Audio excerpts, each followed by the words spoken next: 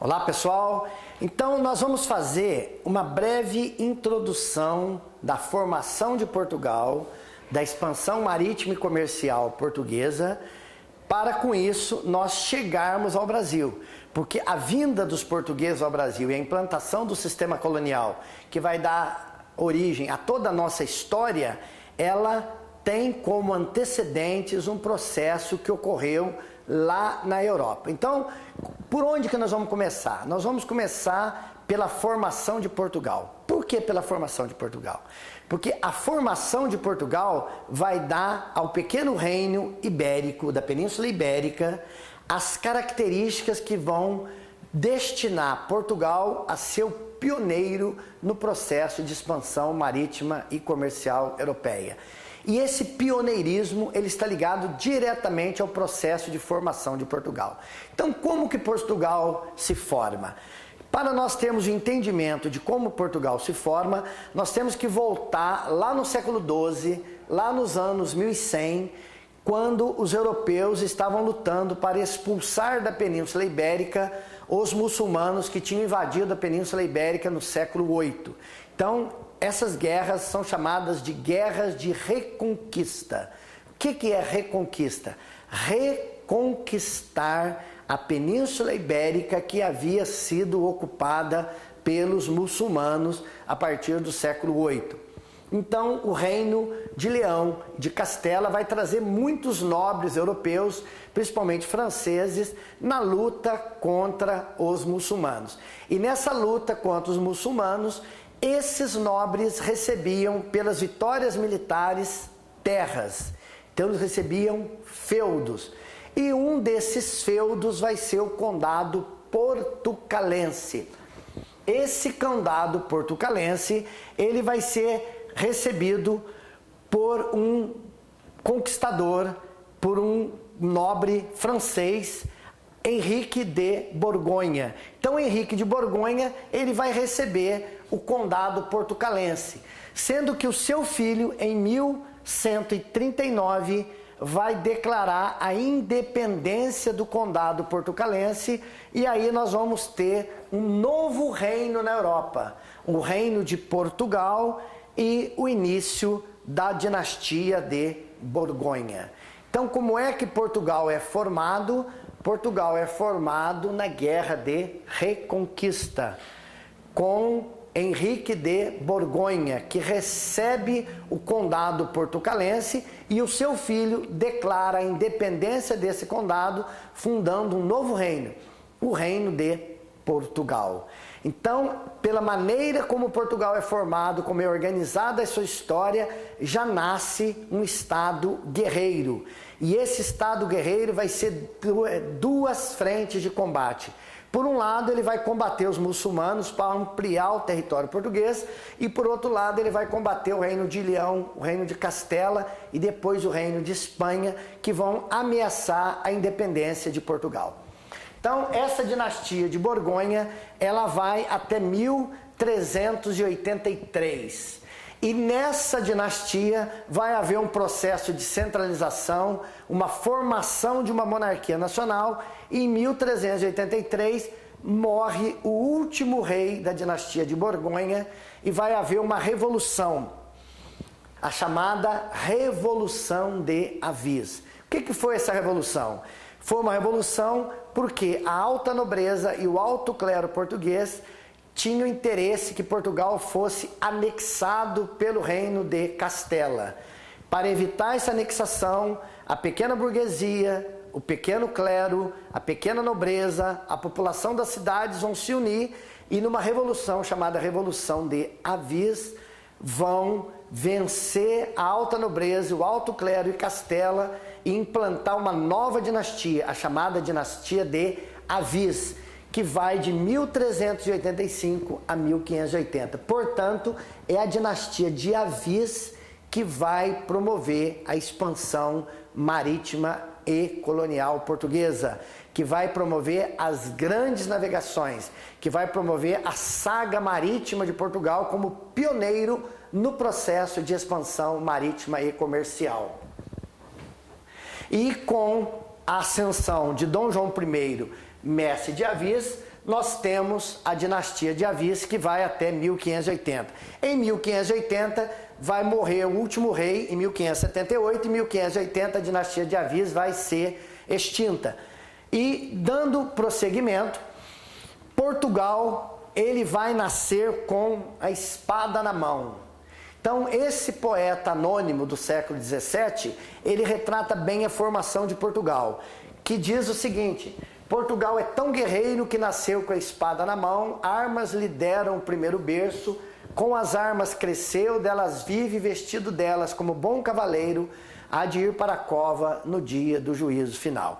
Então, como é que Portugal é construído? Na luta contra os mouros, os muçulmanos, que haviam ocupado a Península Ibérica na chamada Guerra de Reconquista, na luta contra Leão e Castela para manter a sua independência e depois na luta contra a Espanha. Então Portugal se fez na luta.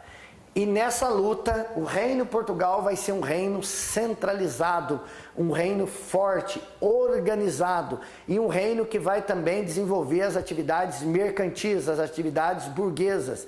Enquanto a Europa estava na Idade Média, no feudalismo, Portugal avançava rapidamente com um reino forte, centralizado.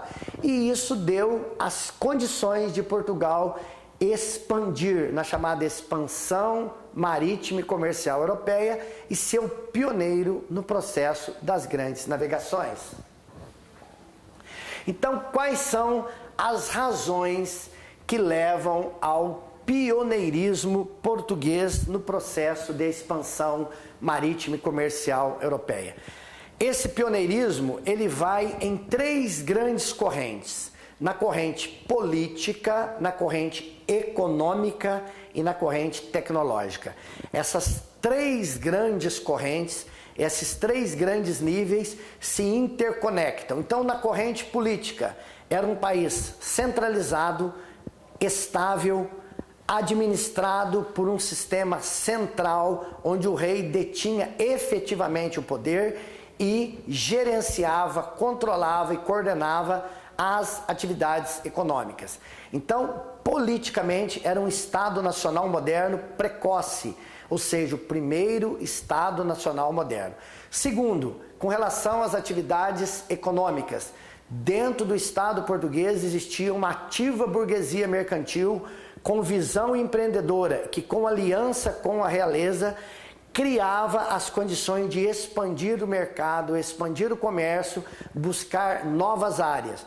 E juntamente com isso, recursos para o desenvolvimento da tecnologia de navegação, o aperfeiçoamento da bússola, do astrolábio, o aperfeiçoamento das técnicas de navegação, o aperfeiçoamento da construção de navios, o aperfeiçoamento dos mapas náuticos, o aperfeiçoamento da navegação e também, com isso, o desbravamento do Oceano Atlântico. Então, nós temos, junto com isso, o aparecimento em 1418 de um centro de estudos náuticos. O que é um centro de estudos náuticos? Na cidade de Sagres, Dom Henrique, chamado navegador, reunia sábios, reunia navegadores, reunia marinheiros para desenvolver, aperfeiçoar a bússola, o astrolábio, pólvora, caravela, ou seja, toda aquela grande estrutura necessária para o processo de expansão marítima. Então, a expansão marítima se fez em razão, primeira, de um Estado centralizado, segundo, da existência de um grupo mercantil e terceira, de um desenvolvimento tecnológico. E aí Portugal sai para os mares nunca dantes navegados e nessa saga dos descobrimentos. E também uma posição privilegiada que fica entre as rotas ao sul do mar Mediterrâneo, o Oceano Atlântico e o Mar do Norte.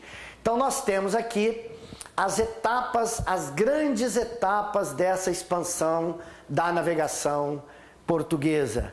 Então, observem a posição geográfica privilegiada de Portugal, as rotas marítimas costeando o continente africano, as primeiras grandes descobertas e também lembrando sempre que as caravelas, elas eram movidas pelos ventos, então tinha que ter um conhecimento muito profundo do deslocamento dos ventos, das correntes marítimas, para aproveitar os ventos para mover as grandes caravelas nesse processo de expansão. E qual foi o primeiro marco, o marco inicial do processo de expansão? A conquista da cidade muçulmana de Ceuta, no norte da África, aqui onde hoje é o Marrocos. Então foi o primeiro grande marco. Em seguida, o Cabo Bojador com Gil e Anis. Nesse Cabo Bojador era um local onde as correntes marítimas não permitiam que os navios prosseguissem. Então, Gil e Anis vai descobrir uma forma de contornar essas correntes, contornar esses ventos contrários e vai seguir em frente, costeando a África. Depois, o Cabo da Boa Esperança, em 1488, com Bartolomeu Dias, aqui no sul da África, e aí estaria aberto o caminho para o Oceano Índico. E aí o caminho para as Índias. Mas qual era o grande objetivo da expansão marítima e comercial portuguesa? Qual era o objetivo dos portugueses costeando a África Ocidental? Qual era esse objetivo? Aonde eles queriam chegar? O objetivo principal era a busca de um caminho marítimo para as Índias.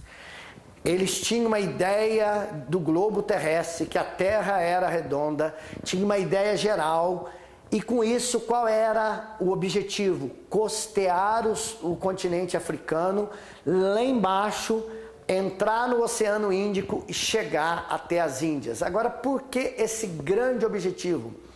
Porque naquele período, um dos produtos de maior necessidade e de grande preço na Europa eram as especiarias que vinham das Índias pelo mar Mediterrâneo, que estava controlado pelos turcos otomanos. Então, qual era o grande objetivo?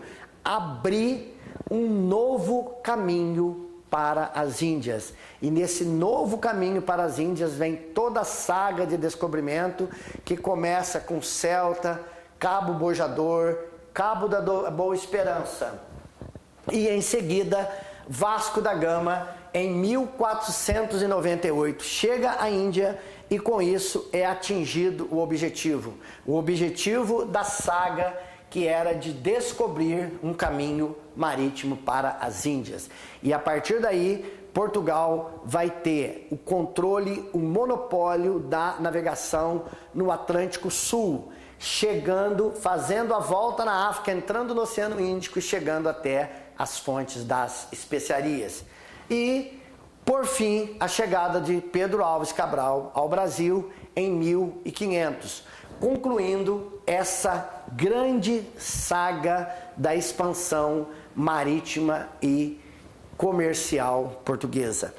Destacando sempre que só foi possível essa expansão marítima e comercial portuguesa porque Portugal tinha as pré-condições para a expansão. Sempre cai no concurso. Quais são as pré-condições? Estado Nacional precoce, Estado Nacional centralizado, monarquia forte. Uma monarquia que coordenava, gerenciava e conduzia o processo de expansão. A existência de uma burguesia mercantil, com os recursos e com a iniciativa, com o empreendedorismo de buscar uma expansão. E em seguida, junto com isso, um desenvolvimento tecnológico. Essa base tecnológica é que deu suporte para essa expansão. Juntando tudo isso, o objetivo era descobrir um caminho marítimo para as Índias, navegando pela costa africana para contornar, chegar no Oceano Índico e até a fonte das especiarias. Muito bem, e no nosso próximo bloco nós vamos à resolução das questões, então nós vamos resolver algumas questões para consolidação desse conhecimento introdutório à história do Brasil. Então o que nós fizemos? Nós demos uma passada geral no programa e uma introdução na história do Brasil, iniciando com a formação de Portugal, com a dinastia de Borgonha, a dinastia de Avis e as condições que levaram à expansão marítima e comercial europeia. Então, até o próximo bloco. Muito obrigado.